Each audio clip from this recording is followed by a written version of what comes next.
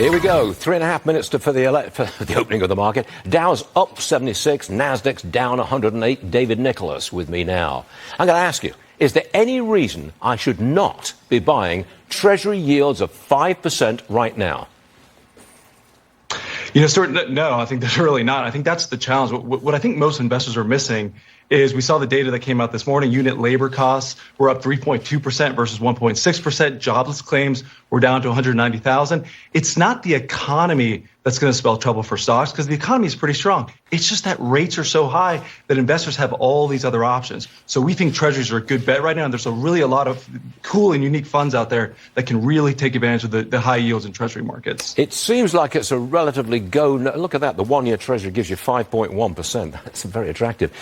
I keep saying it's kind of a go-nowhere market at the moment. So which stocks, can you be specific, which stocks could I buy now and make money on?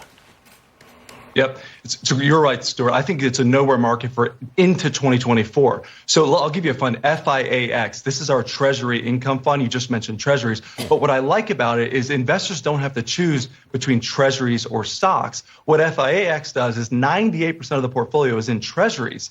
But there's a stock option component where if the market goes up, investors will get another 0.25% each month. So you could end up getting about a 3% on top of your 4.5% for the treasuries. So we think that's a really good bargain in this environment. Also, ACLS is a semiconductor company.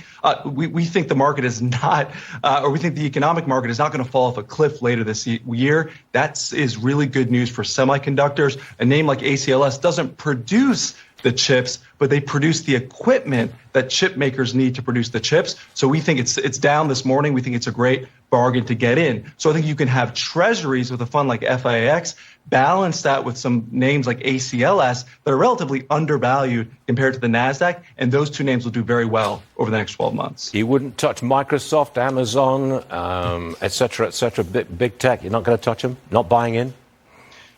So here's the one big tech name I like, Facebook. If you just look from a valuation perspective, the stock just got destroyed. I think that CEO of Facebook is, coming to his senses. So if you're looking for value in this environment, I think Facebook's the way to play it in the tech sector. Mark Zuckerberg coming to his senses. That's quite a statement there. Thanks for joining us, David. We always appreciate it. And we'll see you again soon. Right, we're off.